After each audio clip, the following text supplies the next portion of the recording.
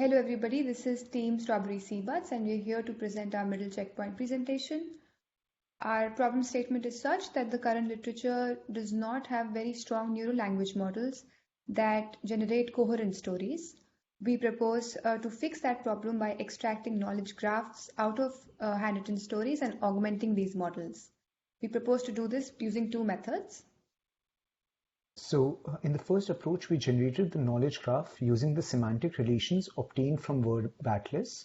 We obtained these semantic role labels with the help of pre-trained model released by Konya and others in 2021. This approach takes textual sentence as input, and in the first step, we use species co-reference resolution, which maps the pronouns to their parent nouns.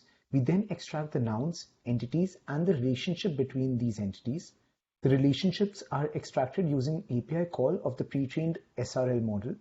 The output is then passed through our knowledge graph processor, through which we convert the text into tuples. These tuples contain the entities in the text and their relationships, which are then passed through a custom pictorial knowledge graph creator, in which the entities are mapped to their node indices and the nodes are connected with each other through the relationship between them. The other approach we tried was using GPTJ to produce these knowledge graph tuples. In practice, we broke this pipeline down into two parts. First, we rewrite complex sentences into simple sentences. For example, Maya ate ice after studying math gets converted to Maya studies math, then she eats ice.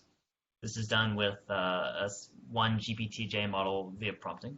Then via a second GPTJ model with a different prompt, we convert these simple sentences to a knowledge graph tuple. So for example, Alex goes swimming gets converted to Alex swim, Alex, and then swimming.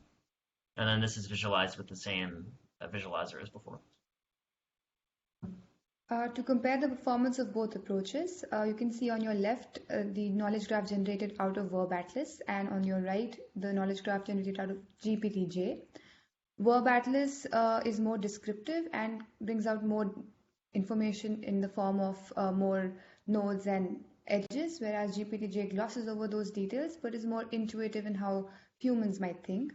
The problem in this example is Verb Atlas is not able to differentiate between Car and Sunny, who is the human. So it makes the mistake of thinking that Car is forgetting to do something, whereas in the actual sentence it was Sunny who forgot to understand something. Similarly, the problem with Verb Atlas here is it's not able to differentiate between Sunny, the object, the human, and Sunny, the weather, whereas GPTJ is able to capture that detail by making those two as separate nodes. In this example, we have Jane working in a diner, and Verb Atlas does fairly well here.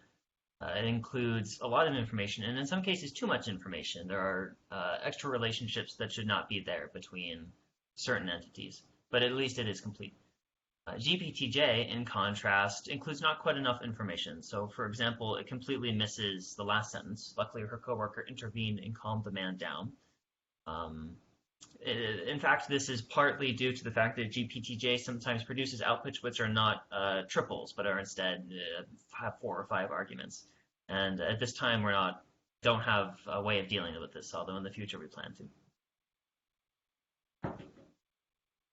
Okay, so next steps. Now that we have a knowledge graph, we need a model which can generate common sense inferences and create next sentences based on these knowledge graphs. And Comet is one way to go to do this, so we'll be attempting to use that, and then using some other model to do verbalization. Also, we have some ideas for how to combine the knowledge graph outputs of both VerbNet and GPTJ. And then, once we have good generation models, then we need a scoring mechanism which will allow us to choose the best continuation sentence. And finally, once we've done all that, we'll be able to generate stories which we can evaluate qualitatively.